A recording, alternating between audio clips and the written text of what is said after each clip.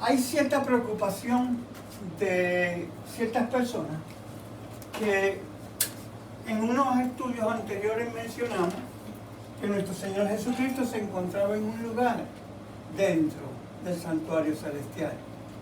La pregunta es que ¿dónde está eso en la Biblia? Pero la idea no es tanto presentar eso, sino que decidí preparar el ministerio completo de Jesucristo en un orden cronológico, desde que recibe la orden del Padre hasta que se la da por medio de su ángel a su siervo Juan. El libro de Apocalipsis es la revelación de Jesucristo y está en un orden único del ministerio de Jesucristo. Y hoy, con la bendición de Dios, el poder del Espíritu Santo, amén, lo vamos a presentar con la Biblia y solo con la Biblia. Ahora, ¿cómo podemos entender esto? El santuario es el método que utilizó nuestro Señor para darnos a nosotros esa luz.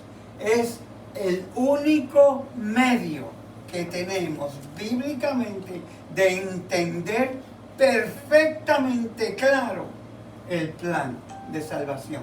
Vamos a ver si lo podemos ilustrar bíblicamente versículo por versículo. Les voy a pedir que tengan paciencia, porque es un poquito extenso. No puedo cubrir todos los versículos. Sería imposible por el tiempo que tenemos. Sí, me voy a expandir un poquito más que lo normal, así que tengan paciencia conmigo porque es importante que terminemos lo que vamos a empezar. Amén. Amén. Así que vámonos. Primero que nada, la pregunta es, ¿dónde está Jesús? Jesús vino por medio del poder del Espíritu Santo, fue concebido por una muchachita que se llamaba María, que por medio del poder del Espíritu Santo concibió y dio a luz un niño que se llamó Jesús, quien le da por medio del ángel Gabriel la noticia a María. Le dice, y pondrá su nombre Emmanuel, que significa Dios con nosotros. Jesús nace y empieza lo que conocemos el ministerio del Verbo hecho carne por medio del Evangelio según Juan, en el capítulo 1 y el versículo 1, donde dice, y el Verbo se hizo carne. Entonces, ¿qué pasa? A través de que pasa el periodo del tiempo, cuando viene el cumplimiento del tiempo, de acuerdo a las Escrituras, Jesús comienza su ministerio. Esto sucede en el año 27 del gobierno de Poncio Pilato, en donde en el río Jordán es bautizado por Juan el Bautista, su primo, hijo de Elizabeth, la prima de María. Por lo tanto, Jesús comienza su ministerio al ser ungido con el Espíritu Santo en el río Jordán por medio del bautismo de Juan el Bautista. Sabemos que este ministerio duró 3 años y medio. Y Jesús entonces es crucificado, resucita, sube a los cielos. Y les voy a demostrar con la Biblia que se sentó a la diestra del Padre en el lugar santo, y que actualmente, luego de haberse cumplido el tiempo, se encuentra en el lugar santísimo, en el santuario celestial. Vamos a coger a Hebreos, en el capítulo 9, el versículo 11 y el versículo 24 del libro de los Hebreos. Hebreos capítulo 9, versículo 11 y versículo 24. Dice así la palabra de Dios. Pero estando ya presente Cristo, sumo sacerdote de los bienes venideros, por el más amplio y más perfecto tabernáculo, no hecho de manos, es decir, no de esta creación, y no por sangre de machos cabríos ni de becerros, sino por su propia sangre, entró una vez para siempre en el lugar santísimo, habiendo obtenido eterna redención. En el versículo 24 nos dice, porque no entró Cristo en el santuario hecho de mano, figura del verdadero, sino en el cielo mismo, para presentarse ahora por nosotros ante Dios. Amén. Hoy quisiera entrar en el santuario del libro de Éxodo, en el capítulo 25, el versículo 8 y 9, y llevar ese santuario al libro de Apocalipsis. Quiero que tengan paciencia conmigo, esto ha tomado mucho tiempo. Y he tratado de ponerlo en el orden preciso, pero con la Biblia.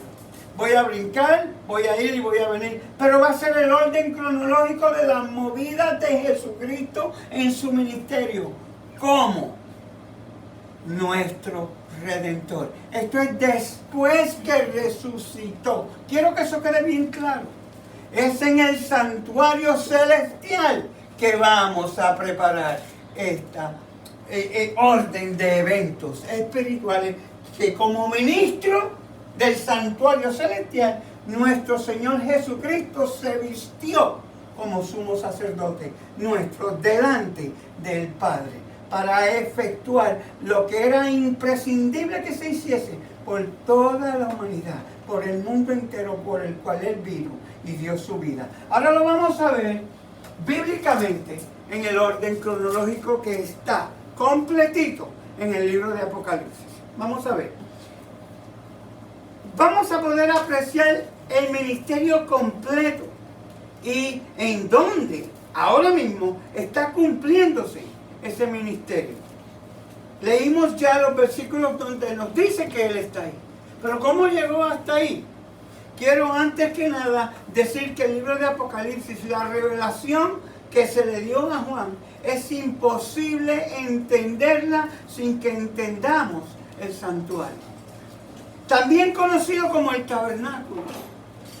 Moisés le puso por nombre tabernáculo de reunión después de la rebeldía del pueblo con el becerro de oro. Eso lo pueden encontrar en el libro de Éxodos, en el capítulo 33, el versículo 7, donde Moisés le pone nombre tabernáculo de reunión. El Señor lo llamó santuario, pero el pueblo se rebela, prepara un becerro de oro, se pone a adorar y ya el Señor le dice, ya yo no quiero morar en medio de este pueblo rebelde, en lo que decido que voy a hacer con ellos, y sale fuera de medio del pueblo. Entonces Moisés le pone por nombre tabernáculo de reunión. Vamos a confirmar eso. Éxodo 33, versículo 7. El libro de Éxodo, perdón.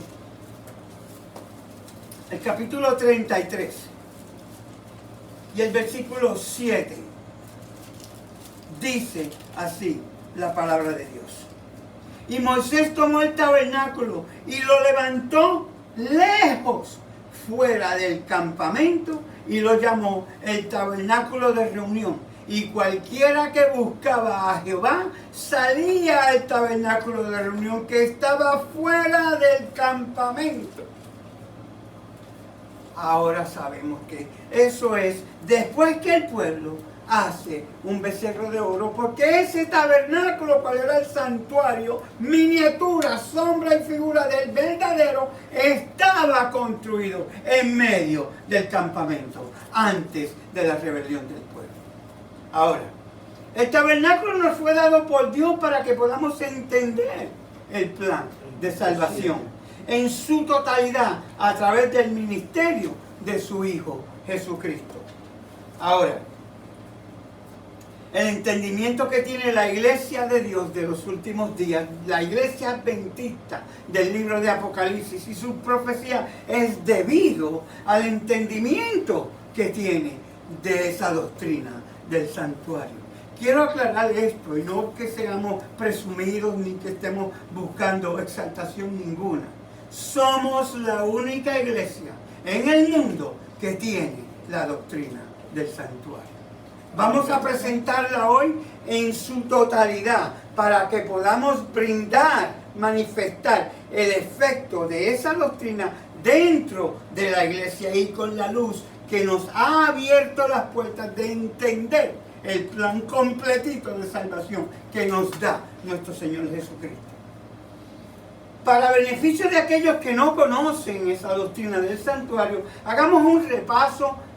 No puedo entrar en todos los detalles, nos tomaría meses, pero voy a introducir el tabernáculo en todas sus fases por medio de esta introducción. No es la mejor, pero sí la quiero dar para aquellos que no conocen esta doctrina, que son muchas las iglesias que no conocen la doctrina del santuario.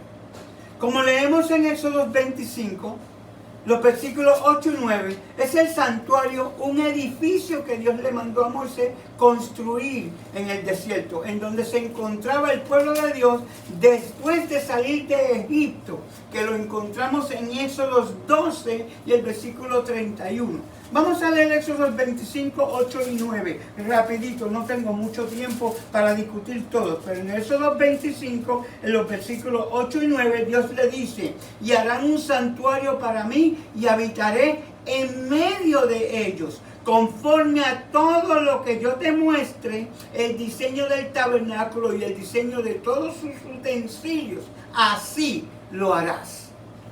En Éxodo 12, en el versículo 31, podemos confirmar que fue cuando el pueblo sale de Egipto. Éxodo 12 y el versículo 31 nos confirma esto. Quiero ser claro en todos los versículos porque quiero entrar por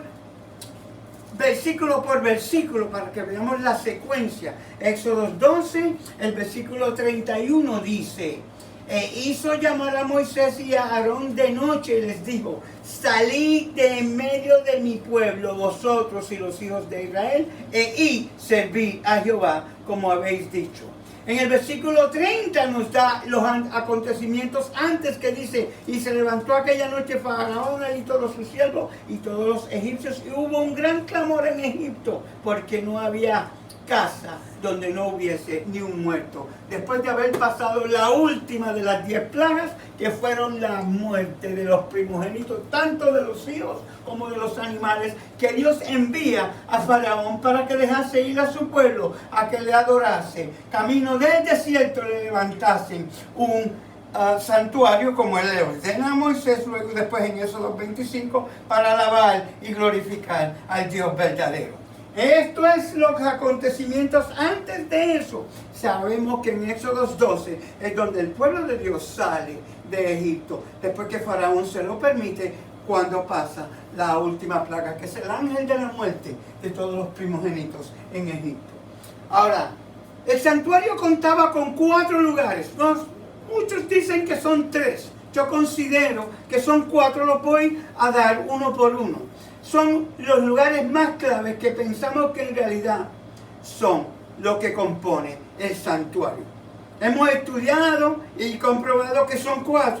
Yo se los voy a mostrar. El primer lugar que tenemos es el campamento. Son muy pocos que consideran el campamento como parte del santuario, pero en el libro de Números Dios da órdenes estrictas del campamento alrededor del santuario, que es este que está aquí, en donde le dice dónde va a estar ubicada cada tribu en el orden que Dios le da, porque Dios es un Dios de orden y escoge las tribus el lugar donde van a estar, y ordena unas tribus en el este, otras en el oeste, otras en el norte y otras en el sur. Tenemos, por ejemplo, que había 3 tribus al norte, 3 al sur, 3 al occidente y 3 al oriente, que componen las 12 tribus de Israel. O sea, el pueblo rodeaba el edificio del santuario. Primer lugar, campamento. Campamento simboliza la vida perfecta de Jesús. Vivir sin pecar en el mundo. El campamento simboliza el mundo. En segundo lugar estaba el atrio. Había una cerca alrededor del atrio, que es esta parte que está aquí. Esta cerca alrededor del edificio, y esa cerca encerraba lo que se conoce como el atrio. Cuando uno entraba por la puerta oriental al atrio, encontraba lo que se conoce como el altar del sacrificio. Allí, al lado del altar, se mataban los animales y luego se ponían sobre el altar y se consumían con fuego como sacrificios. Más adelante, el atrio se encontraba en otro mueble que componía el atrio, que se conoce como el lavacro. El lavacro era una fuente donde el sacerdote, antes de entrar en el edificio, se lavaba porque tenía que estar limpio y puro. O sea, es decir, segundo lugar clave consistía de dos muebles, el altar del sacrificio y el lavacro. Este era el atrio. El tercer lugar se conoce como el lugar santo del santuario. Entraba uno al edificio, este lugar que está aquí, y se entraba por la puerta que está al oriente. Dicho sea de paso, todas las puertas estaban hacia el oriente. Es este lugar aquí, esta puerta y esta puerta, todas miraban hacia el oriente. Al entrar miraba uno a la izquierda y a la izquierda se encontraba lo que se conoce como el candelabro. Era una lámpara que tenía 7 brazos. Y esas lámparas estaban encendidas todo el tiempo. Quiero hacer una nota, una aclaración. Ese fuego había sido encendido milagrosamente por Dios. Y siempre tenía que el sacerdote mantener aceite para que nunca se apagasen. Fue uno de los pecados que cometieron los hijos de Aarón, que conocemos un poquito más adelante. No vamos a entrar en detalles de eso, pero por eso murieron, porque mezclaron lo santo con lo profano al traer un fuego extraño y entrar en el santuario, y salió fuego y los consumió, dice la palabra de Dios. Esto está allá en Deuteronomio y eso es otro estudio, pero solamente para que vean cómo es, por qué es que Adán y Abiú, los hijos de Aarón, tuvieron que morir, porque este fuego era un fuego santo, sagrado, por Dios mismo encendido. Las lámparas, como uno estaba entrando por la puerta oriental, las miradas a la izquierda estaban al sur del santuario. Voy a hacer otro punto más aquí. Luego uno miraba a la derecha en el lugar santo y allí se encontraba lo que se conoce como la mesa de los panes de la proposición. Aquí y aquí. El candelabro, la mesa de los panes de la proposición. Entonces muchos me han dicho, pero Roberto, estás equivocado. El candelabro está en el norte y la mesa está en el sur. No. Tenemos que mirar desde el punto de vista geográfico, de donde Dios está mirando. Acuérdense que hay un hemisferio sur y hay un hemisferio norte, o sea, lo que conocemos como el tope de la Tierra y la parte de abajo de la Tierra que gira en un eje imaginario. Por lo tanto, desde el punto de vista de cuando miramos la parte donde está Egipto, Israel, esa parte del mundo, esta parte de aquí es el norte. Esta parte de acá es el sur, porque esta es la parte que queda para la parte de arriba cuando tú lo miras, que nosotros acá miramos, es todo lo contrario, es la parte que miramos para abajo. Pero como el mundo es redondo y da la vuelta mirando desde el punto de vista, esta parte quedaba hacia la parte de arriba del mundo y esta parte quedaba mirando hacia abajo, que es todo lo contrario cuando le das la vuelta al mundo y lo miras de donde estamos nosotros. El norte está para allá, el sur está para acá, que es todo lo contrario a lo que tienes aquí. Solo para aclarar, este es el norte, este es el sur. ¿Y lo quieres comprobar? Aquí está. La tribu de Dan, que se encontraba en el norte, y lo puedes buscar en el libro de Números. No tengo el tiempo para entrar por todos esos detalles, pero quiero aclarar esa parte para que se vaya esa duda. Satanás es un experto queriendo confundir. Yo he buscado la parte más sencilla, tranquila, de poder presentar esto sin que haya ningún tipo de duda ni ningún tipo de malos entendidos que no nos dejen entender, porque es imprescindible que entendamos el santuario para poder entender el ministerio de Cristo, porque el ministerio de Cristo es dentro del santuario, que lo voy a presentar en todo Apocalipsis con el favor del Espíritu Santo y de Dios. No estoy presumiendo, esto me tomó mucho tiempo y quiero que entendamos, no he sido yo, esto ha sido mucho tiempo de oración y de estudio para poder ponerlo en esto. Por eso es que le digo, es bien largo y voy a tratar de presentarlo en 1 hora. Me voy a tardar un poco más, tengan pacientes, pero esto es bien imprescindible que lo entendamos, porque es imposible que no entendamos dónde está Jesús en este preciso momento y queramos entender a dónde tenemos que ir para poder encontrarnos con Él. Este santuario es el santuario celestial. El que era terrenal era sombra y figura de él, como Dios le dice a Moisés: mira que lo hagas exactamente como se te ha mostrado, porque este será sombra y figura del verdadero, como leímos en Hebreos capítulo 9, los versículos 11 y 24, donde entró Jesucristo, que dice bien claro que no era hecho por mano de hombre.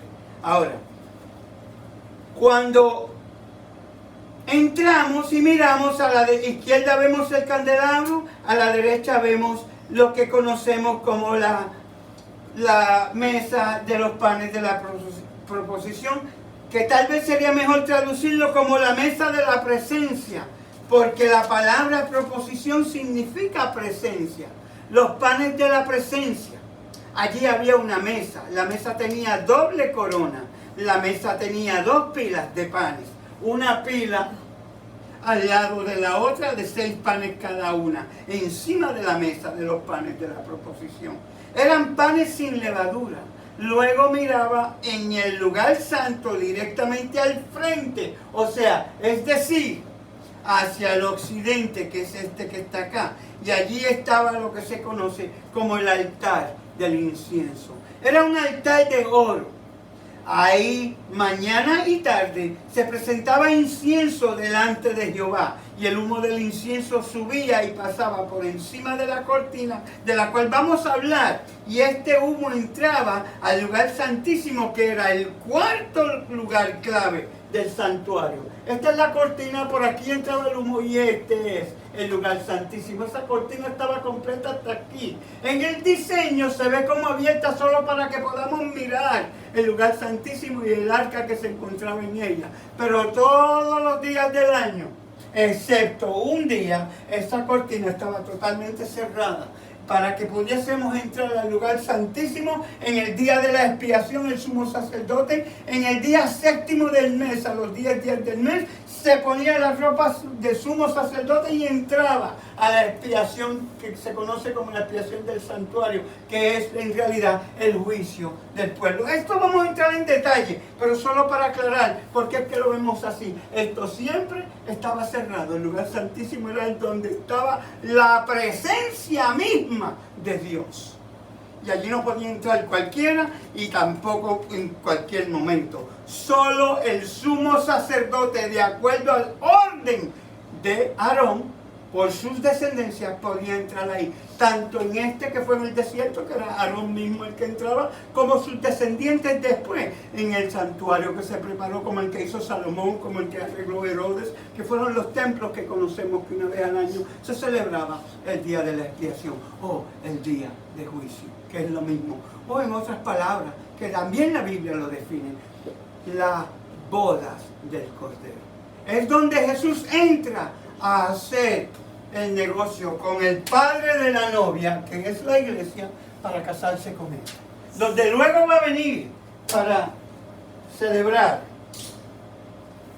las bodas, que son en donde vamos a estar todos presentes. Después aquellos que seamos salvos, los que son invitados a las bodas del Cordero. Me van a perdonar, pero se me cayó todito aquí. Anyway, vamos a ver si podemos seguir en el orden que tengo, porque es que, como ustedes ven, me pasé un buen tiempo escribiendo. Pero no nos preocupemos, porque yo no estoy preocupado. Vamos a ver. Sí, es que ya se me fue el orden. Ok, siéntate.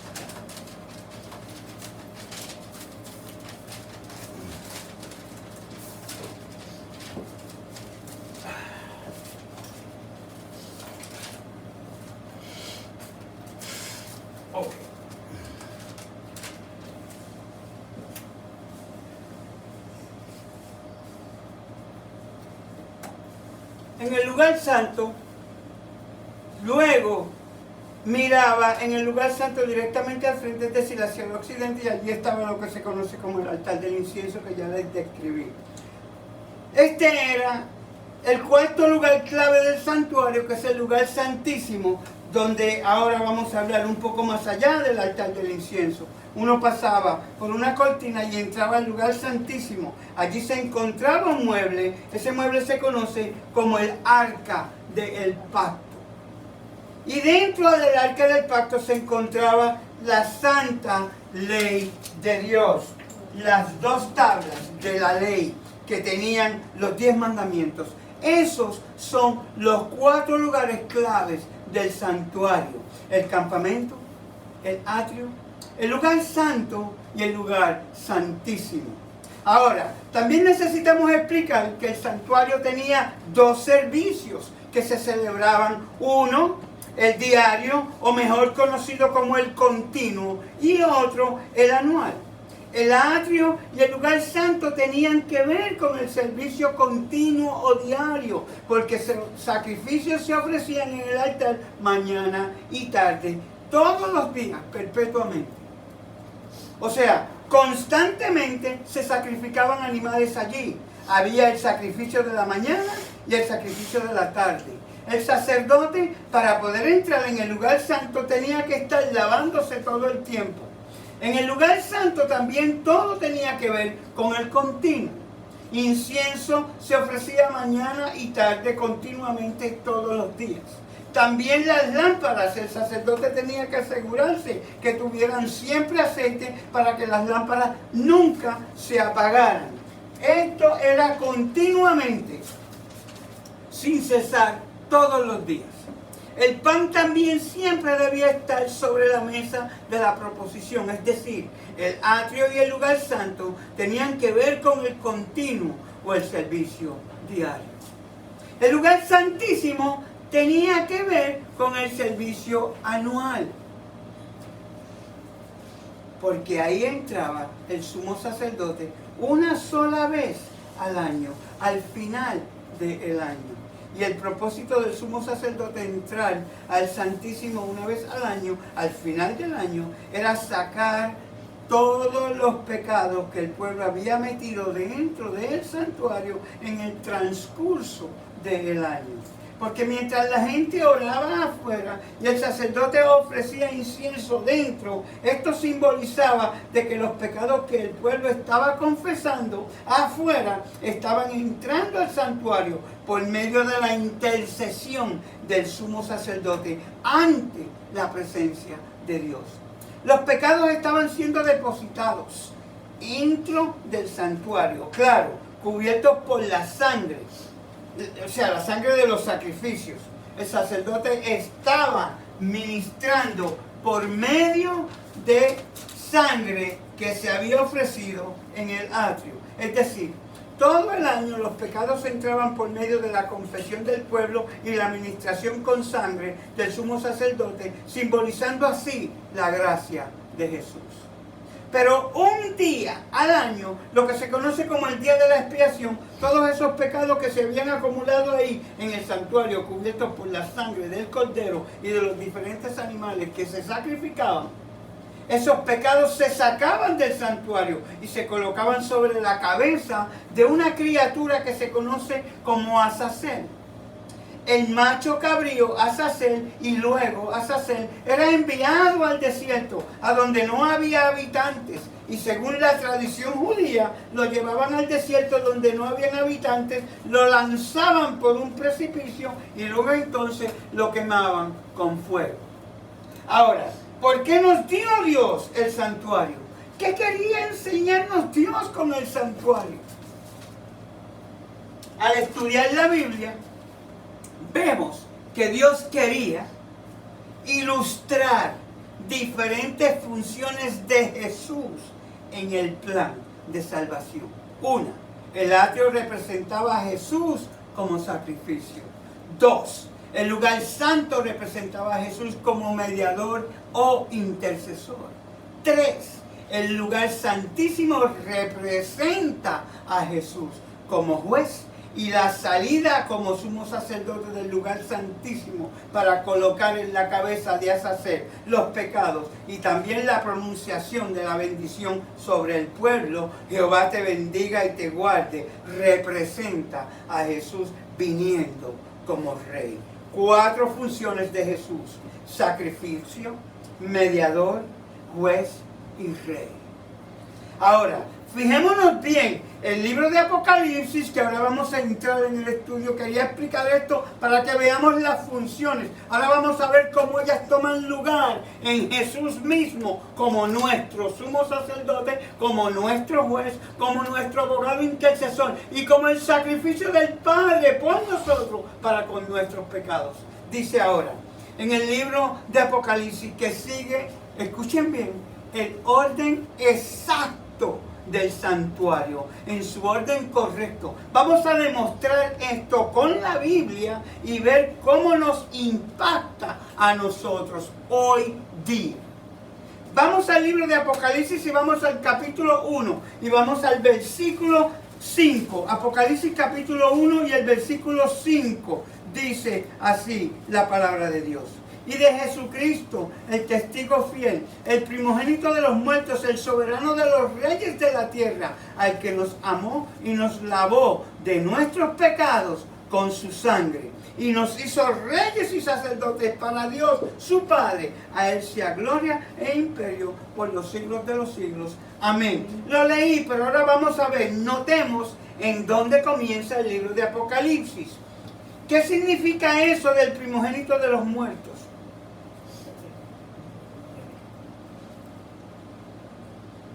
En el versículo 5 que les acabamos de leer, dice, se refiere a su resurrección. Pero si resucitó, tiene que haber sido que había muerto. Porque ¿quién resucita si está vivo?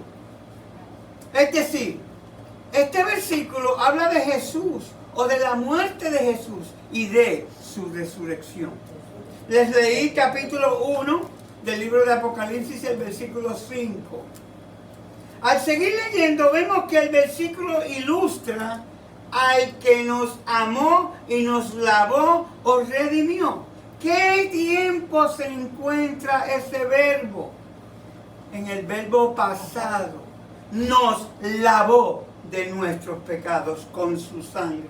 Ahora, llevemos esto al santuario. ¿Qué lugar o qué mueble del santuario se refiere aquí? Al atrio. ¿Qué mueble del atrio? Al altar del sacrificio. Allí se derramaba ¿qué? La sangre de los animales. Escuchemos bien. Al altar del sacrificio era donde se derramaba la sangre de los animales. Aquí dice que Jesús nos lavó derramando su sangre, pero también dice que es el primogénito de los muertos, es decir, resucitó. Ahora, ¿saben ustedes que el lavacro representa la resurrección? El lavacro representa le voy a dar un ejemplo. Tito, en el capítulo 3 y el versículo 5, habla de la fuente o del lavacro. Para que podamos entendernos, ¿verdad? Porque quiero que no nos quedemos nada. El capítulo 3, el versículo 5 del libro de Tito dice, nos salvó, no por obras de justicia que nosotros hubiéramos hecho, sino por su misericordia, porque el lavamiento de la regeneración y por la renovación en el Espíritu Santo habla de que somos resucitados. Vamos a tomar esto literalmente y vamos a traerlos a la iglesia. Como por ejemplo, ¿se acuerdan el día que bautizamos a Neri? Neri en ese momento muere al pecado y al mundo. Entra en las aguas y esa vieja criatura, de acuerdo a 2 Corintios 5, 17, muere. ¿Y se levanta qué? Una nueva criatura en Cristo Jesús. Por lo tanto, en ese momento de ser bautizados, morimos al mundo y al pecado y resucitamos en una nueva criatura en el cuerpo de Cristo. Eso es lo que sucede. Ahora, ¿cómo aplica eso al santuario? Que es lo que estamos estudiando. La fuente del lavacro o de la regeneración. ¿Qué significa regenerar? En español, cuando usamos el prefijo re, significa hacerlo de nuevo. ¿Y general qué significa? Un ejemplo de general, energía o electricidad. Ahora, cuando juntamos los dos, regenerar significa que volvemos a activar o a enviar. Es decir, que tenemos en Apocalipsis 1:5, el primer lugar del santuario ilustrado. Tenemos la muerte de Jesús y tenemos su resurrección. El altar y el lavacro murió y resucitó, nos lavó con su sangre. Ahí está ilustrado el primer ministerio de nuestro Señor Jesucristo. Luego, tenemos que entender, ahora vamos a ilustrar con la Biblia, que después que Jesús murió y resucitó en el atrio, entró en el lugar santo. Vamos a Apocalipsis 1 y vamos a leer los versículos 12 y 13. Y me volví para ver la voz que hablaba conmigo, y vuelto, vi 7 candeleros de oro, y en medio de los 7 candeleros de oro, a uno semejante al Hijo del Hombre, vestido de una ropa que llegaba hasta los pies y ceñido por el pecho con un cinto de oro. Si tú quieres verificar todo esto en Daniel capítulo 7, el versículo 13, en Daniel capítulo 10 y el versículo 5, te da la misma descripción de nuestro Señor Jesucristo cuando Daniel en visión se le presenta. Así que estamos hablando de Jesús, era la vestimenta de él. Pero vamos a ver, se volvió y vio 7 candeleros. ¿A dónde quedaban los candeleros? En el lugar santo. O sea, que ahora Jesús está en el lugar santo, en medio de que apareció uno semejante al Hijo del Hombre, de acuerdo al versículo. ¿Quién es ese? Jesús se encuentra en medio de los 7 candeleros. Debemos preguntarnos, ¿qué representan los 7 candeleros? Los 7 candeleros representan las 7 iglesias. Vamos al versículo 20. Vamos a leerlo. Dice que ¿qué? El misterio de las 7 estrellas que has visto en mi diestra y de los 7 candeleros de oro, las 7 estrellas son los ángeles de las 7 iglesias. Y los 7 candeleros que has visto son las 7 iglesias. La misma Biblia nos está contestando. O sea, hasta ahora tenemos a Jesucristo que entró del campamento al atrio. En el atrio fue que la víctima, que fue que el animal en sacrificio, o sea, el Cordero de Dios. Inmolado. Y fue inmolado y entra ¿en qué? En el altar del sacrificio. Esto simboliza ¿qué? La cruz del Calvario, donde Él derramó su sangre. Porque un soldado percibió y de él salió ¿qué? Sangre. Derramó su sangre, que es como muere Jesús. Tenemos que entender esto por lujo de detalle. La Biblia nos los da. De ahí Jesús entra a la tumba. ¿Que es quién? El pan sin levadura del Cordero de Dios. Y cuando resucita, que está simbolizado ¿dónde? En el lavacro. Y te leí la descripción que da la Biblia de lo que simboliza cada cual. El lavacro simboliza la resurrección de Jesús. De ahí resucita, y cuando resucita fuimos entonces, y el próximo paso que da Jesús es donde lo encontramos. En el lugar santo, entre medio del candelero de oro. Y vimos que simboliza el candelero de oro, las 7 iglesias. O sea, ahora está como intercesor nuestro. Pero vamos a seguir leyendo. Dice que ¿qué? Entonces los 7 candeleros en el cielo donde camina Jesús son o representan las 7 iglesias acá en la tierra. Ahora veamos. La pregunta sería, ¿por qué razón es que se mencionan 7 iglesias? Todos sabemos que estas iglesias quedaban en Asia Menor, pero había muchas. ¿Por qué solo menciona 7? Es por lo tanto que Juan fue dirigido por el Espíritu Santo a que escogiera a estas 7 de entre todas las que había. El motivo es que el número 7 representa plenitud o totalidad en la Biblia. Es decir, las 7 iglesias representan la historia de la iglesia cristiana desde los días de los apóstoles hasta el fin del tiempo. El número 7 indica que en estas 7 iglesias se relatan 7 periodos o 7 etapas de la historia de la iglesia, desde su comienzo hasta su final. Ahora, ¿quién está caminando en medio de la historia de la iglesia?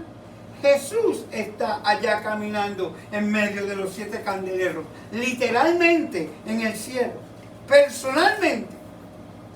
Pero en la tierra, Él está caminando a través de la historia de la tierra. ¿Y qué está haciendo Jesús? ¿Qué hacía el sumo sacerdote en medio de los candeleros? Vamos a leerlo en el libro de Levíticos, en el capítulo 24 y el versículo 1. Levíticos 24, 1 nos explica lo que hacía el sumo sacerdote. Habló Jehová a Moisés diciendo: manda a los hijos de Israel que te traigan para el alumbrado aceite puro de olivas machacadas para hacer arder las lámparas continuamente. Continuamente. ¿Qué debía traer? Aceite. ¿Y qué debía hacer el sumo sacerdote? Que las lámparas nunca se apagaran. Siempre tuvieran ¿qué? Aceite. ¿Qué representa el aceite? El aceite representa el Espíritu Santo. Ahora, lo que quiere enseñar esto es, a través de la historia de la iglesia, Jesús camina en medio de la iglesia y siempre imparte a la iglesia el Espíritu Santo para que su iglesia siempre pueda impartir luz. Vamos a hacer un paréntesis aquí. La iglesia está llamada, por medio del poder del Espíritu Santo, a que la luz, que es la palabra de Dios, la impartamos a un mundo que está en tinieblas. Jesús en el lugar santo, en el cielo, como nuestro sumo sacerdote que nos imparte, se asegura que la iglesia siempre tenga ese aceite como la luz, que es la que vive dentro por medio del Espíritu Santo y es impartida en donde están las tinieblas. En otras palabras, el Espíritu Santo en aquel que Dios llama y usa para llevar la verdad a un mundo que está en el engaño, en la mentira, en el pecado, en la inmundicia, y hacerlo puro para su gloria, para su honra, para presentarlo a su Padre como los redimidos de aquello que se perdió, que fue lo que Él vino a buscar, por lo cual Él dio su vida. Este es el ministerio de Jesucristo, como el llamado, como sumo sacerdote, que tenemos que entender esto a la luz bíblica. Le estoy leyendo versículo por versículo. Y miren, que estamos en Apocalipsis capítulo 1 y vamos por Apocalipsis. Van a ver que vamos a llegar al capítulo 22 sin brincar ni saltar, en la secuencia perfecta. Es el único libro en toda la Biblia que nos da este ministerio. Miren. Luz para que siempre pueda dar testimonio de Jesús en la tierra. Ejemplo, en el día de Pentecostés, en Hechos, en el capítulo 2, los versículos 1 al 4. Hechos, capítulo 2, los versículos 1 al 4. ¿Qué sucedió en el día de Pentecostés? Déjenme que aquí se me está yendo. Hechos, en el capítulo 2, los versículos 1 al 4, dice: cuando llegó el día de Pentecostés, estaban todos unánimes juntos. Y de repente vino del cielo un estruendo como de un viento recio que soplaba, el cual llenó toda la casa donde estaban sentados. Y se les aparecieron lenguas repartidas como de fuego, asentándose sobre cada uno de ellos.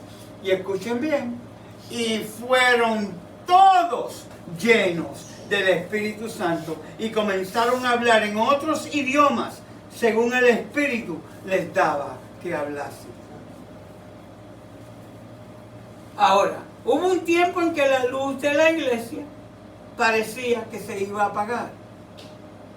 ¿Recuerdan las edades oscuras o mejor conocida como la Edad Media o el tiempo de la Inquisición, desde el año 538 hasta el año 1798, 1260 años de la historia de este mundo. Cualquiera que quiera averiguar esto, entre en una enciclopedia y va a ver que esto que estoy diciendo proviene de la Biblia y la historia lo corrobora. Dice bien claro: en ese tiempo bajó mucho la intensidad de la luz porque la palabra de Dios escaseaba, pero por la intercesión de Jesús en medio de la iglesia, por toda la historia de la iglesia, siempre ha tenido un remanente fiel, porque otra vez, o a través de su ministerio en el cielo, Él ha mantenido el candelero siempre encendido, porque ese es el trabajo del sumo sacerdote en el lugar santo. Jesús estaba presente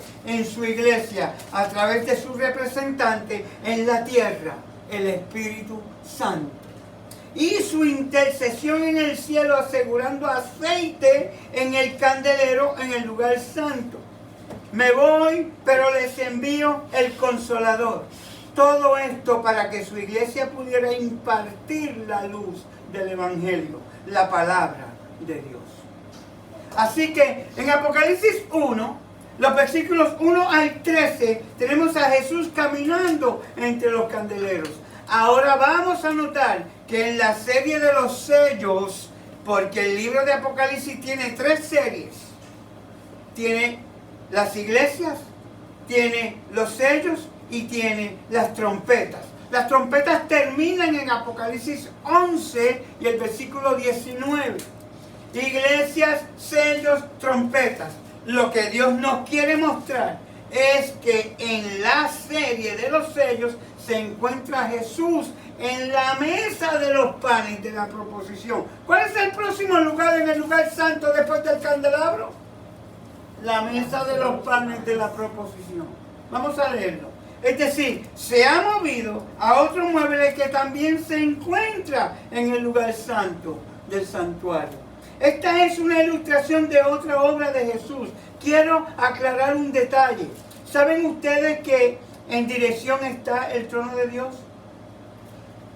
En Isaías, en el capítulo 14, el versículo 12 al 14, dice que el trono de Dios se encuentra a los lados del norte.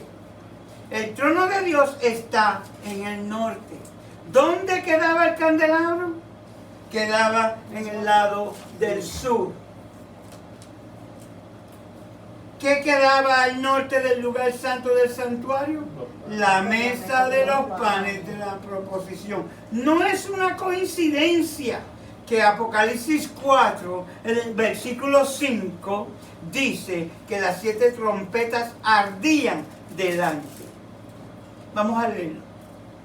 Y del trono salían relámpagos y truenos y voces. Y delante del trono ardían 7 lámparas de fuego, las cuales son los 7 espíritus de Dios. Y leímos ya anteriormente que los espíritus de lo que habla Dios en el candelabro era que las estrellas era el pastor de la iglesia. Y las 7 estrellas que vimos de las 7 lámparas del candelabro eran las 7 iglesias.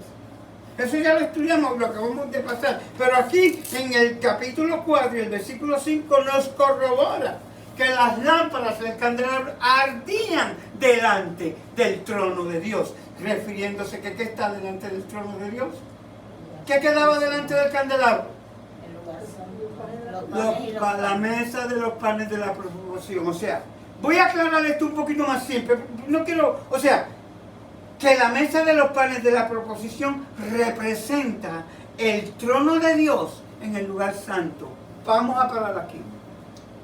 Cuando Jesús resucita y sube al cielo, el Padre le da una orden. ¿Cuál fue? ¿Quién sabe? Siéntate a mi diestra hasta que ponga todos tus enemigos bajo tus pies. ¿En dónde entonces sube Jesús y se sienta a la diestra del Padre? El lugar santísimo. El lugar santo, porque el lugar santísimo solo se entraba una sola vez al año y tenías que ya ser sumo sacerdote para poder entrar ahí. Era el día del juicio, el día de la expiación. Todavía Jesús no había tomado ese ministerio, acaba de resucitar y entra al lugar santo. Comenzó primero, ¿por qué? por el Cordero de Dios, luego que resucita, luego asciende al cielo y lo primero que viene es que es como intercesor nuestro, que es el ministerio que se le da, sentado ¿dónde? En el trono con su Padre, que es la mesa de los panes de la proposición. Y ahí, para poder interceder, tiene que suceder una cosa. La voy a explicar en los detalles como nos da la Biblia, porque no quiero que nos confundamos, pero quiero que quede bien claro cómo es la descripción que nos da de este mueble en el lugar santo, para que lo podamos llevar al santuario celestial, que es en donde estamos hablando, porque este es el terrenal. Estoy dándoles símbolos y figuras de lo terrenal, que es lo verdadero celestial, que fue lo que les leí en Hebreos 9, 11 y 24, donde Jesús entró una vez y por todas en el verdadero santuario, el celestial, no hecho por mano, que fue lo que leímos al principio. Por eso es que es bien importante que pongamos atención en la explicación que estoy dando, porque nos va a llevar la secuencia correcta para que podamos entender esto del libro del Apocalipsis, que es la revelación de Jesucristo que le da a Gabriel, para que Gabriel se la dé a Juan, para que Juan se la dé a nosotros, la iglesia del tiempo, del fin. ¿Qué es lo que hace el libro de Apocalipsis? Y podamos entender el plan completito de salvación que Jesús ya tenía preparado para nosotros por medio del santuario, la única doctrina que él muestra por completo el plan de salvación. Ahora, esto es en donde estamos, y estamos ahora en la mesa de los panes de la proposición, y Jesús está a la diestra del Padre. Entonces nos explica que ¿qué? Representa, ¿qué dije? El trono de Dios. Ahora, ¿cómo es? Vamos a buscar eso en la Biblia. Saben que la mesa de los panes de la proposición es el único mueble en el santuario que tenía una doble corona. Pueden leerlo, Éxodo capítulo 37, versículos 10 al 12. Y esto lo quiero leer porque quiero que quede bien claro que no estamos inventando. Éxodo 37. Vamos a leer. Versículos 10 al 12. 37. Dice la palabra de Dios: hizo también la mesa de madera de acacia, su longitud de 2 codos, su anchura de 1 codo y de codo y medio su altura. Y la cubrió de oro puro y le hizo una cornisa de oro alrededor. Le hizo también una moldura de 1 palmo menor de anchura alrededor e hizo en derredor de la moldura una cornisa de oro. Dice entonces la palabra de Dios en el versículo 13. Espérate que ya se me fue otra vez.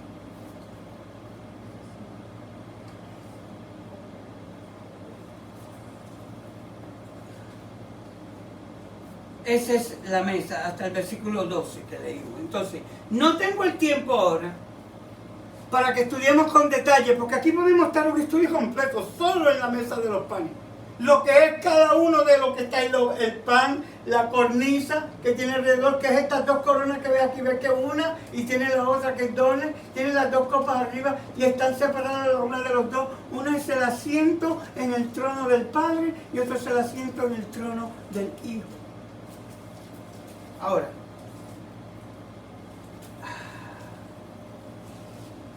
¿qué es una corona? ¿Quién usa coronas? Los reyes. ¿Y por qué 2 coronas? No solo eso, ¿cuántas pilas de panes había? 2. ¿Por qué no una? 2 pilas de panes, 2 coronas. Debe ser que la mesa representa un lugar donde hay 2 reyes y 2 personas que constituyen ¿qué?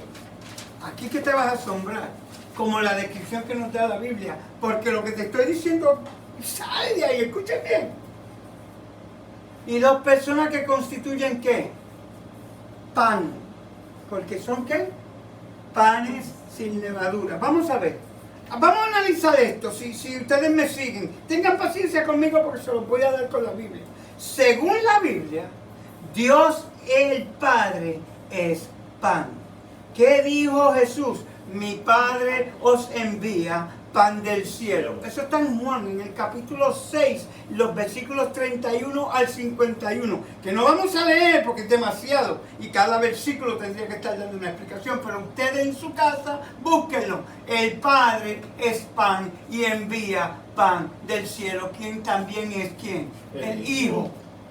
También busquen Éxodo capítulo 16, lean todo el capítulo completito, 16, habla de este tema, pan del cielo. Éxodo capítulo 16.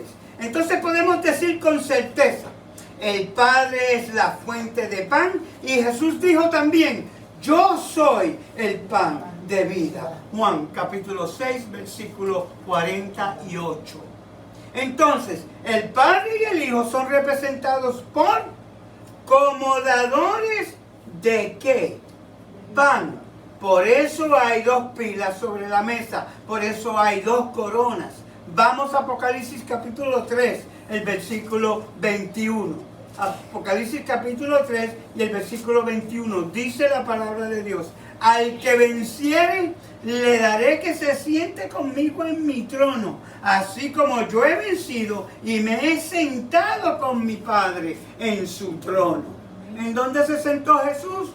De acuerdo a lo que dice, y esta es palabra de Jesús. Esto no es que está hablando Juan, aquí está hablando Jesús personalmente en el versículo 21. Dicho sea de paso, en el 21, en el 22, Jesús está hablando desde, diría yo, todo el capítulo 3, todo el capítulo 2 y la final parte del capítulo 1 es palabra de Jesús mismo, completo, todo lo que estamos hablando aquí.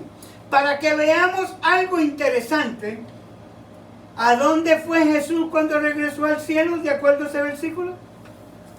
Como yo me he sentado, ¿dónde? Al que venciere le daré que se siente conmigo en mi trono. Así como yo he vencido y me he sentado con mi Padre en su trono. Mi trono, el trono de mi Padre. Está hablando que es un trono compartido entre Padre e Hijo. Por eso hay dos coronas. Por eso es que son dos reyes.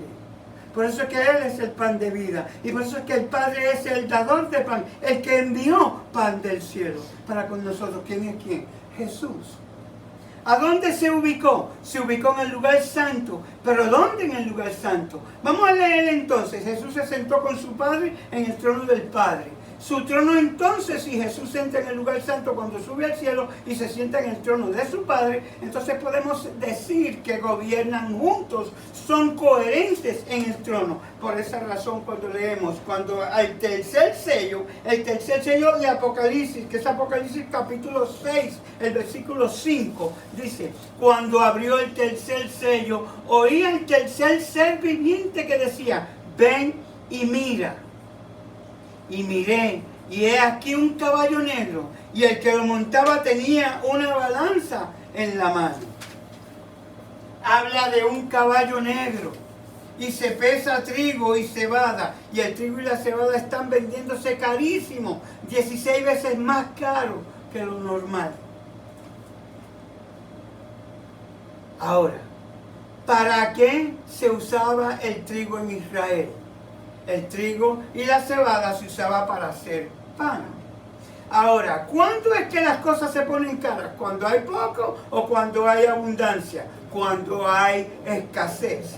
En el tercer sello hay una escasez terrible de pan, porque está carísimo el trigo y la cebada. Ahora, yo pregunto, ¿hubo ocasiones durante la historia de la iglesia que el pan escaseó? ¿Qué representa el pan? No solo de pan vivirá el hombre, sino de toda palabra que sale de la boca de Dios. Mateo 4, versículo 4. Hubo épocas en la historia de la iglesia donde el pan escaseó y estuvo caro y fue difícil conseguirlo. Sí, Apocalipsis capítulo 11 habla de dos testigos que son el Antiguo y el Nuevo Testamento, que testificaron en sacos y en cilicio, estaban de luto. Había durante la Edad Media hambruna, que la Iglesia Católica prohibía la lectura de la palabra de Dios. La escaseó, pero cómo Jesús mantuvo el pan sobre el propiciatorio en el cielo, en la tierra se mantuvo el pan presente en la iglesia. Nunca desapareció el pan, aunque el pan escaseó, la palabra de Dios siempre estuvo allí. Amén. Vamos ahora a la serie de las trompetas. ¿Dónde creen ustedes que está Jesús en la serie de las trompetas? En el altar del incienso. Aquí sigue su ministerio dentro del lugar santo. Ha pasado del candelabro a la mesa de los panes de la proposición. Ahora va a presentar el incienso. Pero vamos a ver en Apocalipsis capítulo 8 para que podamos ver. ¿Han notado cómo Apocalipsis sigue el orden del santuario? Miren, vamos a comenzar a leer en el versículo 3 del capítulo 8. Aquí empieza la serie de las trompetas. Otro ángel vino. Entonces se paró ante el altar con un incensario de oro y se le dio mucho incienso para añadirlo a las oraciones de todos los santos. ¿A dónde estaba Jesús cuando comienza la serie de las trompetas? Está en el altar de oro o el altar de incienso, de acuerdo a ese versículo. ¿Qué está presentando? Está presentando las oraciones ¿de qué? De los santos, de todos los santos. Eso significa que mientras Jesús ofrece el incienso, acá estaba presentando las oraciones del pueblo, acá en el santuario terrenal. Vamos un momento a Lucas, en el capítulo 1, el versículo 8. Lucas 1 y el versículo 8.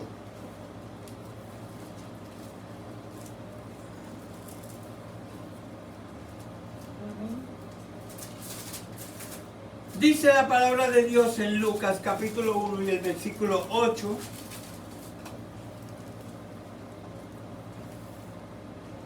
Aconteció que ejerciendo Zacarías el sacerdocio delante de Dios, según el orden de su clase. Hablando de Zacarías, ¿el padre de quién era Zacarías? De Juan el Bautista. Mientras el sacerdote ofrece incienso, el pueblo afuera, orando a la hora del incienso. Vamos a leerlo como conforme a la costumbre del sacerdocio le tocó en suerte ofrecer el incienso, entrando en el santuario del Señor. Y escuchen el versículo 10. Y toda la multitud del pueblo estaba ¿dónde? Afuera orando a la hora del incienso. ¿Dónde se encuentra Jesús ahora? En el lugar santo.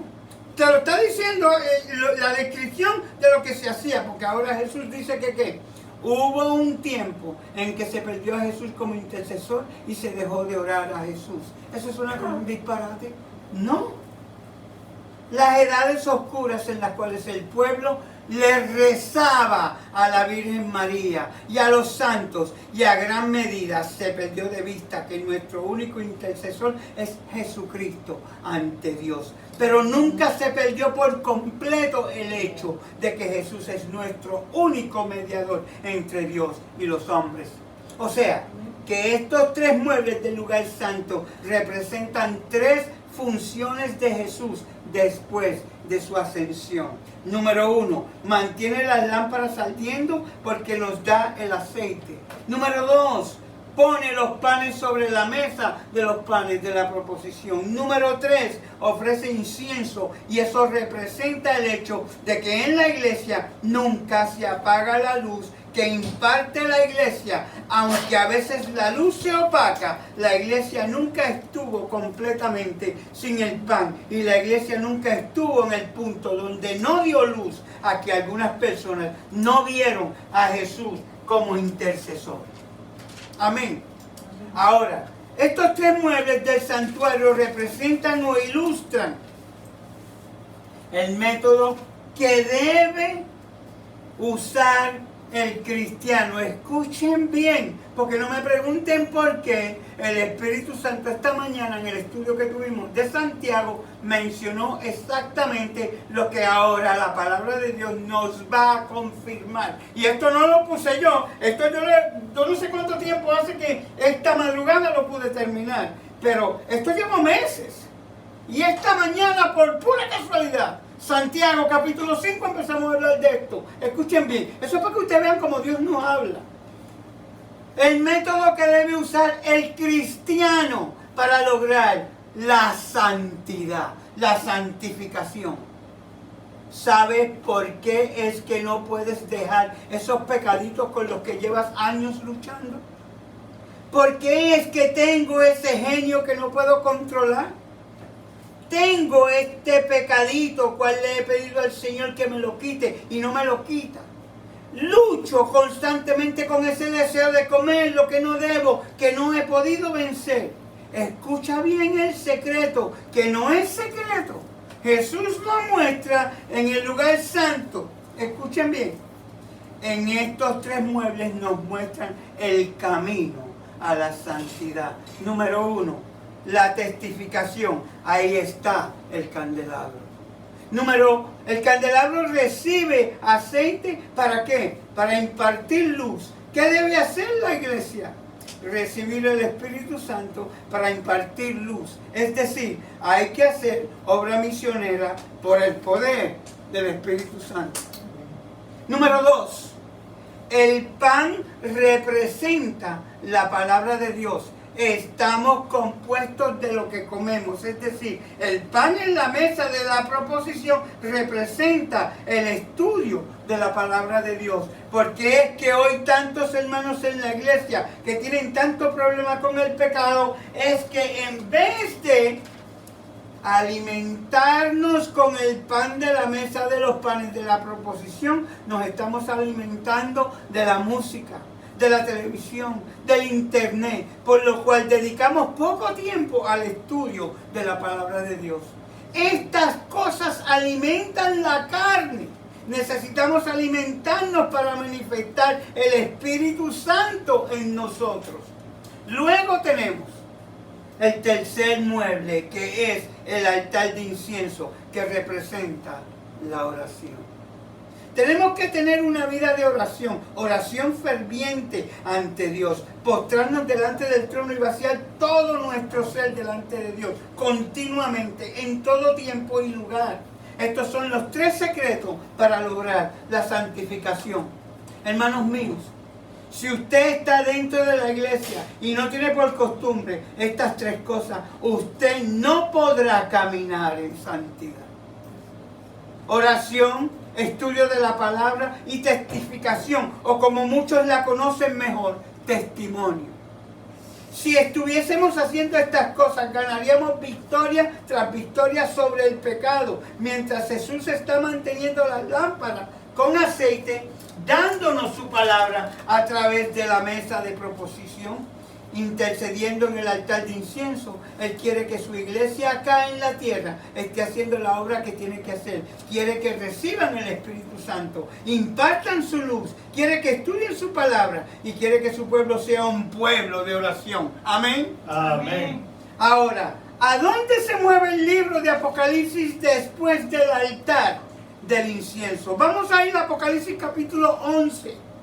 En el versículo 19, quiero que entiendan que solo estamos presentando solo las bases o los fundamentos que ilustran las etapas del ministerio de Cristo a través del santuario, según lo presenta Apocalipsis. Podríamos estudiar muchos detalles que hay entre cada uno de estos textos, pero no tenemos el tiempo. Así que veamos el patrón, el orden. Apocalipsis 11, 19. Vamos a leer. Dice, y el templo de Dios fue cubierto en el cielo y el arca de su pacto se veía en el templo. Y hubo relámpagos, voces, truenos, un terremoto y grande granizo. Y el templo de Dios fue abierto en el cielo. La palabra templo en el original tiene 2 significados. Uno es la palabra hierón, que se usa para describir todo el edificio. Otra es naos, que es la que se usa en Apocalipsis 11, 19 que acabamos de leer. Se refiere al lugar santísimo del santuario, o sea, un lugar específico del edificio, que es el cuarto lugar, de acuerdo al principio de la ilustración que hicimos en la introducción. Ahora, la forma de cómo podemos mejor ilustrar Esto es cuando seguimos leyendo y el arca de su pacto se veía en el templo. ¿Se veía qué? El arca. ¿Dónde estaba el arca? En el lugar santísimo donde se está moviendo el libro de Apocalipsis.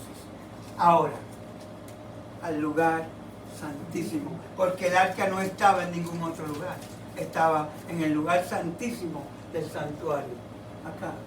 Jesús, fíjense, del mundo al atrio, al sacrificio, a la resurrección, a la intersección, al sumo sacerdocio, al intercesor por el intercesor. Ahora entra en el lugar santísimo y dice que ¿qué? O sea, del atrio donde Jesús murió y resucitó, el santo donde intercede o ministra, del candelabro a la mesa de los panes del altar de incienso y ahora el lugar santísimo. Ahora analicemos bien dónde estamos. Dice aquí que el arca fue abierto en el cielo. De acuerdo a la palabra de Dios, ¿en el cielo hay un templo? Sí. ¿Se parece al templo terrenal? Ahora, notemos bien, el santuario terrenal no era una copia del santuario celestial, era una copia de una copia del celestial. O sea, Dios tomó el santuario celestial e hizo un modelo, un plano, nos dio un blueprint y le dijo, hazlo como el modelo que se te ha presentado. Porque lo que Moisés vio no fue el santuario celestial completo. Ahora, ¿por qué digo eso? Vamos a ver, ¿saben lo que es una maqueta? Una maqueta es la construcción de algo en miniatura. Así se puede apreciar cómo va a ser el proyecto final de Dios. Porque el santuario celestial es tan grande, escuchen bien, que caben millones y millones de seres o ángeles en él. Así de grandote es. Lo dice la Biblia. Ahora, no nos podemos tan siquiera imaginarnos el tamaño. La semana pasada le di más o menos las dimensiones. Pero no voy a entrar en eso porque me va a tomar mucho tiempo otra vez. El tamaño del santuario celestial. Así que Dios lo que hizo fue presentarle a Moisés la obra ya terminada, en miniatura. El santuario terrenal. Este que está aquí. Para que tuviésemos una idea de lo que Él va a hacer. Y le dijo a Moisés, haz el santuario de acuerdo al modelo que te presenté en el monte. En Hebreos capítulo 8 y el versículo 5. En Éxodo 25, el versículo 40. En Hechos capítulo 7, el versículo 44. No tengo el tiempo de leer todos los versículos, pero ahí les estoy dando para que puedan buscar. El modelo que te fue mostrado en el monte, pero el santuario en miniatura es una reproducción del santuario celestial. ¿Me entienden? No sé si estamos claros. Ahora, ¿qué se encontraba dentro del arca del pacto del santuario celestial? Las tablas del pacto del santuario celestial. Los 10 mandamientos. Tiene que ser porque eso se encontraba en el santuario terrenal. Por eso se conoce como el arca del pacto. Porque el pacto son los 10 mandamientos. Esto lo pueden corroborar. Deuteronomio capítulo 4, versículo 13 dice que el pacto son los 10 mandamientos. Y hay el viejo pacto y el nuevo pacto. Deuteronomio capítulo 4, versículo 13. Para que vamos con la Biblia, no escuchemos mucho lo que nos dicen ciertos pastores. Escuchen bien. Yo me pregunto, si en el cielo hay un arca del pacto, y en el arca del pacto estaba la ley fue clavada en la cruz. Imposible. Ahora, ¿qué mandamiento se encontraba en la ley, en el arca terrenal? Sabemos que habían 10, pero había uno que decía, acuérdate del día sábado para santificarlo. Claro, el que está en el cielo dice domingo. ¿Así es? No, porque dice que es una copia del terrenal. Por lo tanto, si en el santuario terrenal estaban los 10 mandamientos escritos por Dios en Éxodo 31, 13 al 17 con su propio dedo y dice que el cuarto mandamiento era sábado, es imposible que en el cielo diga que es domingo. cuando el del terrenal era una copia del verdadero que era celestial. Amén. Dios no está mal ni se equivoca. Por lo tanto, el domingo no existe en toda la escritura de la palabra de Dios. Eso es obra del hombre. Y por el espíritu que no es de Dios, Él ha obrado. El espíritu de Satanás. Ahora, eso es aparte, porque yo me preguntaba, ven acá, si somos una copia en el terrenal de lo que era el celestial, entonces ¿cómo es posible que nos digan que en el cielo dice domingo y no dice nada del sábado, que será más que para los judíos? Ahora, otra pregunta que yo me hago, ¿cómo es posible eso si los judíos no existen hasta Éxodo 12? Y Génesis capítulo 2 no está los 10 mandamientos, no está el sábado. Los judíos vienen 1800 años después. Ahora, el punto es el siguiente, no es que yo esté hecho énfasis en una cosa o en la otra, es que esto nos habla bien claro. No lo entendemos porque no nos sentamos a estudiar. Y a estudiar con oración dice, Señor, yo quiero aprender, yo quiero saber, yo no quiero seguir engañado. Y el Señor te va a mostrar. Está escrito ahí, miren, el libro de Apocalipsis está bien clarito. Dice que ¿qué? Por lo tanto, la idea de que la ley fue clavada en la cruz entonces no tiene fundamento bíblico. Es una teoría humana, porque Dios va a querer deshacerse de su ley. ¿Por qué? ¿Acaso su ley es mala? No, el malo soy yo. El que necesita cambiar soy yo, no la ley. Porque la ley es que, y lo pueden verificar, Romanos capítulo 7 y versículo 12, dice que la ley es santa, justa y buena. Es decir, entonces, en el día de expiación se abría el lugar santísimo y se veía el arca del pacto, y dentro del arca del pacto estaba la ley, y se iba a comenzar el juicio. Se iban a abrir los libros para ver quiénes en el campamento de Israel habían afligido sus almas, se habían arrepentido y habían confesado sus pecados. Y esos pecados se habían colocado en el santuario. Todos los pecados que habían sido colocados en el lugar santísimo a través del año y cubiertos por la sangre de Jesucristo. Ahora iban a ser sacados y el santuario iba a ser purificado. Se iba a celebrar el juicio. El propósito del juicio es que cuando el diablo viene y dice, mira todos los pecados que cometió Roberto, hizo esto, hizo aquello, entonces Jesús le dice, sí, pero al lado de todos esos pecados, al lado también dice, perdonado por la sangre de Jesucristo. Amén. Amén. O sea, el propósito del juicio no es condenar a Roberto o al pueblo de Dios, es justificar al pueblo de Dios ante las acusaciones de Satanás. Sacar todos esos pecados que se han acumulado allí por medio de la oración, por medio y el incienso en la presencia de Dios. En otras palabras, la purificación del santuario para que Dios tenga un universo limpio.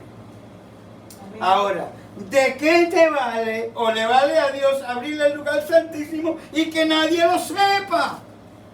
¿Cuál es el propósito de Dios estar diciéndote yo te quiero salvar, yo te limpié, tú estás perdonado y no decírtelo?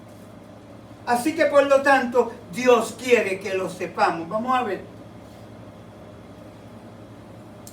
¿No creen ustedes que Dios tenía un plan y que quería que todos en la tierra lo supieran? Vamos a Apocalipsis 14, versículos 6 y 7. El mensaje que envía Dios a la tierra dice: vi volar por el medio del cielo a otro ángel que tenía el evangelio eterno para predicarlo a los moradores de la tierra, a toda nación, pueblo, tribu y lengua,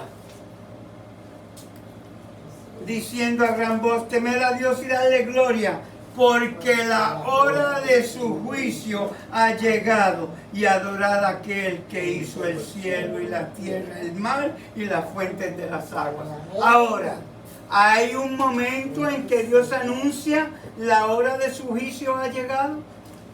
Sí, y estamos ahora, desde que se cumple Daniel 8:14, la profecía de las 2300 tardes que nos lleva al año 1844. En nuestro tiempo, ese juicio ha comenzado, dice la palabra de Dios. Hasta el presente estamos pasando por ese juicio.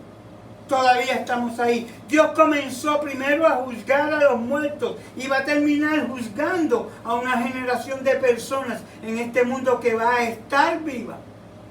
Es decir, que nos hemos movido del atrio al lugar santo y estamos en el lugar santísimo, y se anuncia que la hora de su juicio ha llegado. ¿Y el juez es quién? Es Cristo. El Padre a nadie juzga, mas ha encomendado todo el juicio al Hijo. Juan capítulo 5 versículo 22. En Hechos, en el capítulo 17, el versículo 31, por cuanta ha establecido un día en el cual juzgará al mundo con justicia por aquel varón a quien designó, donde fe a todos, habiéndole levantado de los muertos. Ahora, entendamos que Jesús es intercesor y también el juez. Jesús es el juez y también el abogado defensor. El propósito es defender al pecador que se arrepintió de sus pecados. Los metió al santuario por la sangre de Jesucristo. El lugar santísimo ilustra que Dios quiere tomar esa ley que está escrita en el arca del pacto y escribirla en el corazón y en las mentes de su pueblo. Eso lo pueden verificar en Hebreos, en el capítulo 10, el versículo 16.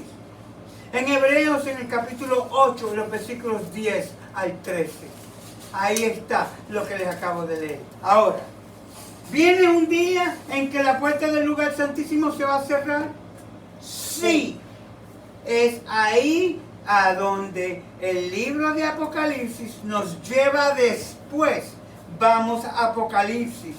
Vamos a leerlos en el capítulo 15. Mira que vemos la secuencia.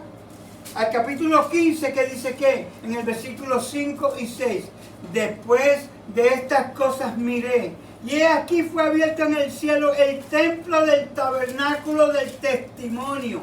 Y del templo salieron los 7 ángeles que tenían las 7 plagas, vestidos de lino limpio y resplandeciente, y ceñidos alrededor del pecho con cintos de oro. Se cerró la puerta de la gracia.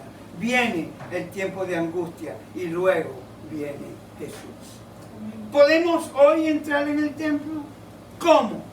Por fe. Antes que el templo cierre la puerta de la gracia, Dios quiere que recibamos el sello y la ley en nuestros corazones. Esa de la que está hablando en Hebreos 8, 10 al 13, en Hebreos 10 y versículo 16. Luego que nos dice Apocalipsis que va a pasar las 7 posteras plagas de los 7 ángeles, las 7 copas de la ira de Dios sin mezcla de misericordia. Yo les garantizo que ese momento está más cerca de lo que nos imaginamos. Este mundo va camino a la destrucción. Los eventos que están sucediendo alrededor del mundo hoy así lo están ilustrando.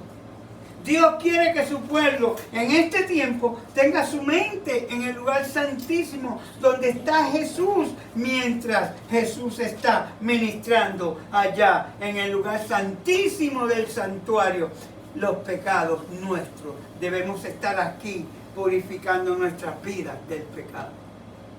Porque mientras el sumo sacerdote purificaba el lugar santísimo, el pueblo estaba afuera en reverencia, purificándose del pecado, afligiendo sus almas y orando. El día de la expiación no era para celebrar. Es tiempo de afligir nuestras almas y limpiarnos del pecado. Ese es el mensaje del lugar santísimo. Amén. Así que se cierra la puerta de la gracia, caen las plagas y luego vamos a ver lo que sucede en Apocalipsis 19 y el versículo 1. Apocalipsis 19, versículo 1. ¿Dónde está el pueblo de Dios? Después de esto oí una gran voz de gran multitud en el cielo que decía: aleluya, salvación y honra y gloria y poder son del Señor nuestro Dios. Porque sus juicios son verdaderos y justos, pues ha juzgado a la gran ramera que ha corrompido la tierra con su fornicación y ha vengado la sangre de sus siervos de la mano de ella.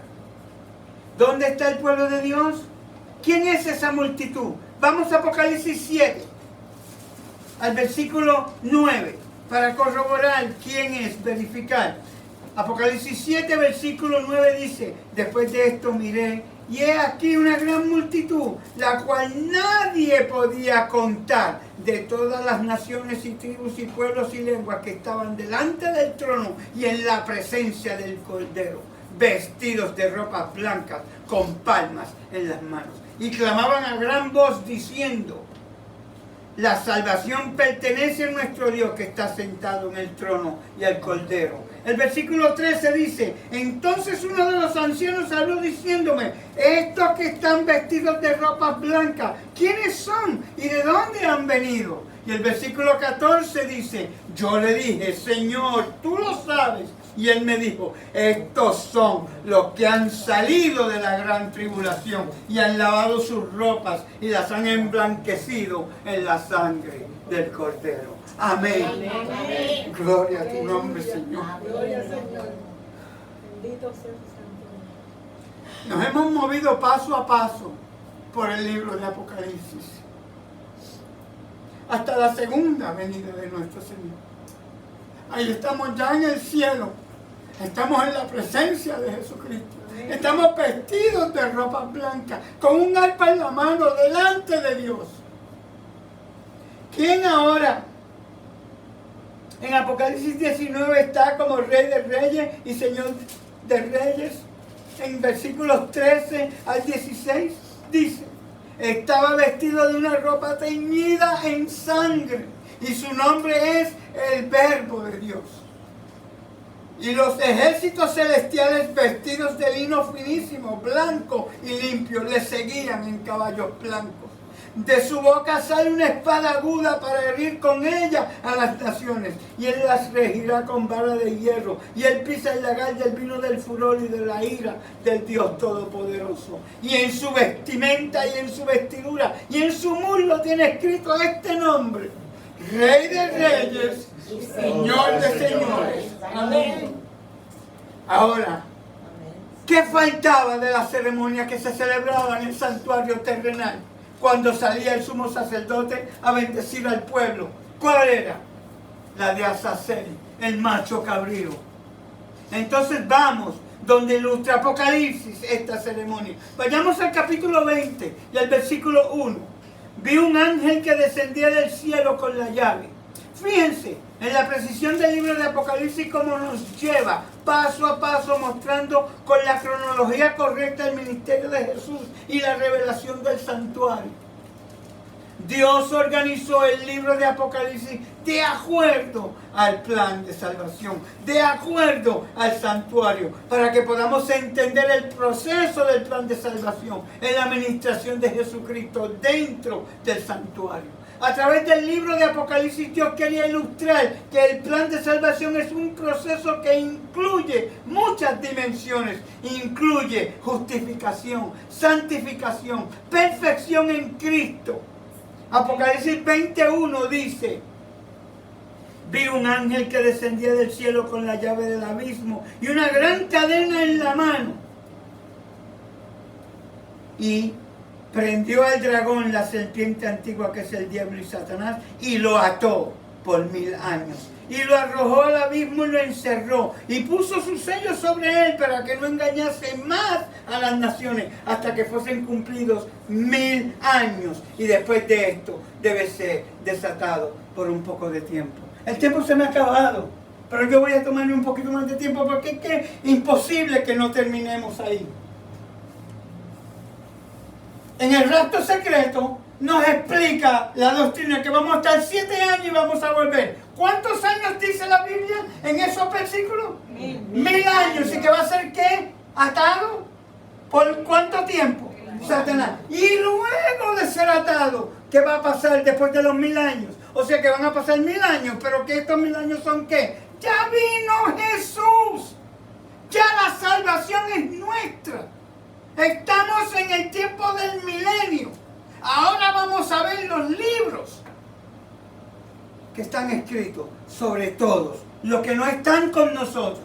Porque Mariana no está aquí, Yo le voy a preguntar a Jesús. Ese me va a mostrar por qué. Y durante 1000 años el Señor me va a mostrar por qué el juicio de su ira cayó sobre Mariana. Cosas que solo Mariana y Jesús sabían, porque estaban en su corazón, estaban en el mío, porque yo no estoy allí. Y todos los que no estemos allí, Jesús va a explicar a los que sí lleguemos por qué ellos no están. Estuvimos juntos toda la vida, Señor. Y en la iglesia, y te honraba y te glorificaba como yo, pero ella no está aquí. Es el juicio de los impíos. Los 1000 años es el juicio del trono blanco, en donde se va a pasar sentencia sobre todos aquellos que aparentaron amar a Jesús, pero que no estaban con Jesús. Los que se creen que pueden engañar a Dios. Dios no puede ser engañado. Y necesitamos reflexionar mucho en esto, porque a veces hacemos cositas a solas, en secreto, que creemos que están bien, pero no lo están. Todo está siendo anotado, todo, cada detalle, cada palabra, cada hecho. Yo les voy a pedir disculpas y perdón, no puedo dejar de llorar. He derramado muchas lágrimas para poder presentar esto. Me ha tomado mucho tiempo. Yo diría que llevo más de 2 años en este estudio. Anoche lo vine a terminar. Estas 2 páginas son de anoche, las 2 que quedan. Pero con un llanto y una pena terrible, porque yo puedo ser uno de esos. Después de tanto buscar y hacer, a menos que cambiemos nuestro carácter, hoy no vamos a ir con Cristo para el cielo. No vamos a llegar. Y es bueno que reflexionemos en eso, porque esto es real. Esto está más cerca de lo que tú y yo nos creemos. Esto vemos en el tiempo que estamos viviendo. Y ya se está cumpliendo esta profecía que supuestamente estaba en el futuro. Te tengo noticia. Ese futuro es nuestro presente. Hoy esto está pasando.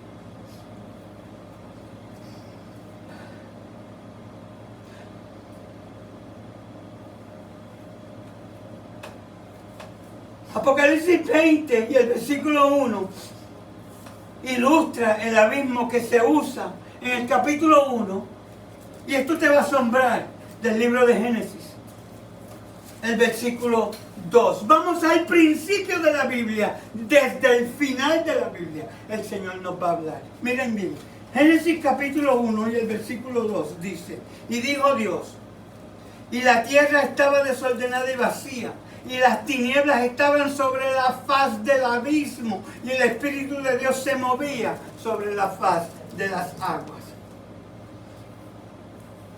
Aquí el Señor usa el abismo para describir un planeta que está desordenado y vacío y sin luz. Por eso aquí se le llama abismo. Porque Jesús ha venido y el planeta ha sido destruido y regresó a la condición como estaba antes de la creación.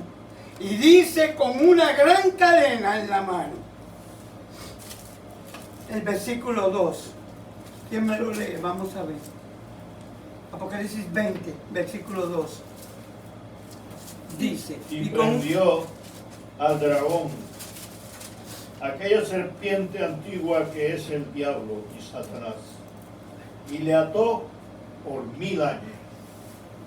El versículo 3 dice: y arrojólo al abismo, y le encerró y selló sobre él, porque no engañe más a las naciones, hasta que 1000 años sean cumplidos, y después de esto es necesario que sea desatado un poco de tiempo. Azazel y dragón significan lo mismo. ¿Qué va a hacer Dios con el diablo y Satanás? Lo va a atar. ¿A dónde lo va a atar? En un mundo desordenado y vacío, sin habitantes. Porque todos los impíos o seguidores de Satanás van a estar muertos. ¿Es eso lo mismo que pasaba con Azazel? Sí, en el Antiguo Testamento él era enviado a una tierra desierta y vacía sin habitantes, el desierto. Y luego, después de los 1000 años, ¿qué Dios hace con Azazel? Dios lo va a consumir, lo va a quemar. Luego la Biblia dice que Dios va a hacer cielos nuevos, tierra nueva, donde habita la justicia. El capítulo 21 del libro de Apocalipsis. Porque Dios nos dio un santuario. Para terminar, les voy a explicar. En el capítulo 21 del libro de Apocalipsis habla de cielos nuevos y tierra nueva. Yo les recomiendo que se lean Juan, capítulo 14, hasta Juan, capítulo 17, el Evangelio según San Juan. No tenemos el tiempo, ya el tiempo se me acabó. Estos capítulos ilustran los elementos completos de Apocalipsis que son la obra de Jesús en el cielo, pero a la inversa, al revés. Son la guía para la obra nuestra en la tierra. Mientras que Jesús prepara lugar para nosotros en el cielo, nosotros debemos estar haciendo la obra acá en la tierra. Juan capítulo 14 al capítulo 17 nos enseña cómo lo debemos de hacer. Amén. Amén. En el capítulo 66 del libro de Isaías, para terminar, muestra la conclusión de ese capítulo que Dios nos dice, 21 de Apocalipsis, de cielos nuevos y tierra nueva. En el capítulo 66, 21. el versículo 21, 22, vamos a leer Isaías 66. Es que Y tomaré dice el Señor, porque como los cielos nuevos y la nueva tierra que yo hago, permanecerán. Ese verbo está en ¿qué? Para siempre. 65. Delante de mí. 65, 22 y 23. Isaías. Así permanecerá vuestra descendencia y vuestro nombre. Y la parte más preciosa, que tiene toda la profecía del futuro en la Biblia, dice el versículo 23. 66. Isaías 65, 22 y 23. Isaías 66, perdón.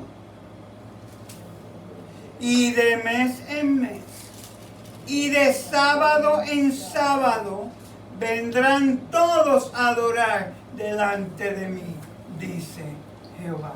Amén. Eso significa, hermanitos míos, que ese día que ustedes entienden, el mundo celebra, que se llama domingo, para toda la eternidad y para siempre, en el cielo, dice la palabra de Dios, vamos a guardar el sábado.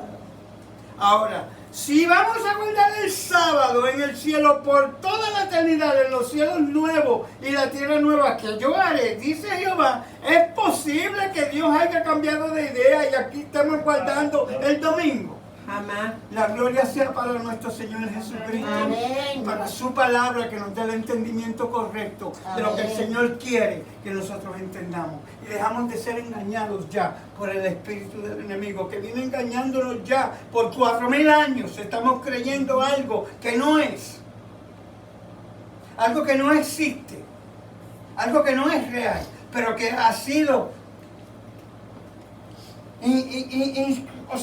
ha sido infiltrado dentro de la mente de aquellos que se llaman hombres de Dios, y es lo que han predicado y han evangelizado al mundo con un día falso.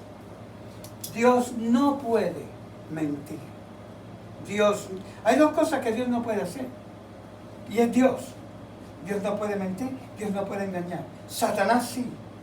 Por lo tanto, esas son las dos cosas que Dios no puede hacer, que Satanás sí hace, y por eso es que tiene a medio mundo engañado con una falsa doctrina. Necesitamos despertar.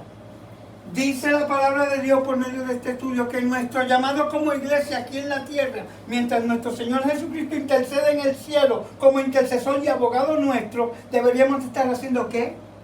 Impartir esa luz que se nos dio, dar el mensaje correcto y dejar de entretener a las personas desde el púlpito todos los sábados. La gloria sea para Jesús. No estoy criticando y no estoy juzgando a nadie. Que Dios los bendiga y que Dios tenga misericordia de todos nosotros. La Amén. gloria sea para Jesucristo. Hermanos, por medio del internet, que Dios los bendiga. El próximo sábado, si el Señor nos lo permite, estaremos aquí con el mensaje para el tiempo que nos tocó vivir, el tiempo del fin, que dicho sea de paso, ya está a la vuelta de la esquina. Que Dios los bendiga. Amén. Vamos a ver. Amén.